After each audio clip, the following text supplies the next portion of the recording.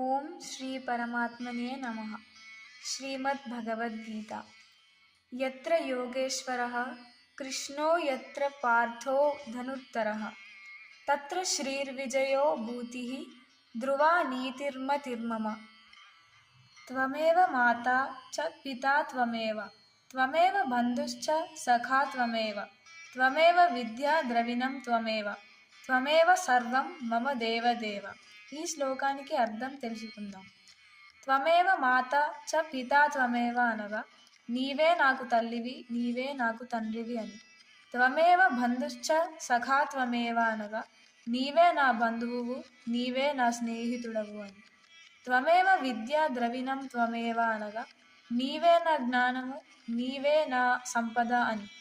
త్వమేవ సర్వం మమ దేవదేవ అనగా ఈ జగత్తులో నీవే నా సర్వస్వము ఓ పరమాత్మ అని భావం. స్వస్తి.